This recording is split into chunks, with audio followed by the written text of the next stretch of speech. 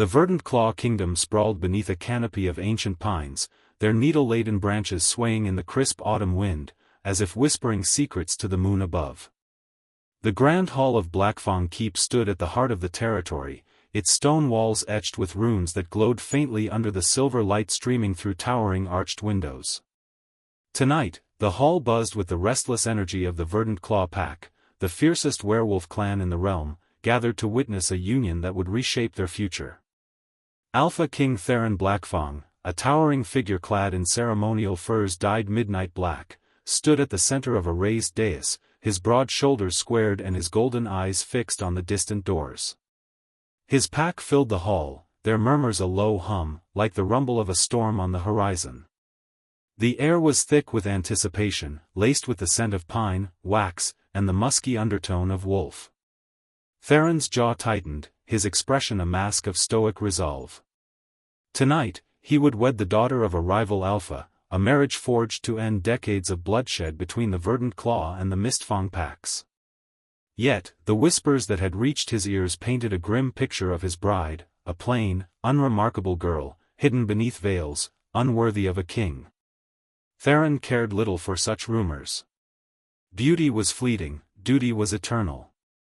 He would bind himself to this woman, secure the peace, and lead his pack to prosperity. Still, his wolf stirred restlessly within, a primal force that sensed something amiss, something he could not yet name. The hall was a marvel of ancient craftsmanship, its vaulted ceiling adorned with carvings of wolves in mid-hunt, their eyes set with polished moonstones that glinted in the torchlight. Banners bearing the Verdant Claw's sigil, a snarling wolf's head encircled by thorns, hung from the rafters, swaying gently as the doors at the far end creaked open. The crowd's murmurs grew louder, a mix of curiosity and derision.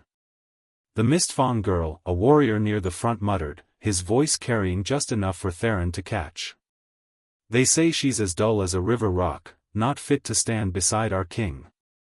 Another voice, sharp and feminine, chimed in from the shadows. A scholar's daughter, not a queen. What use is she to us? Theron's beta, Rorik, a lean man with a scar slashing across his cheek, leaned close, his breath warm against Theron's ear. They speak of her as if she's a burden, my king. But the treaty demands this union. Peace is worth a plain face, is it not? Theron's eyes narrowed, his gaze still locked on the doors. He gave a curt nod, silencing Rorik. The whispers mattered little.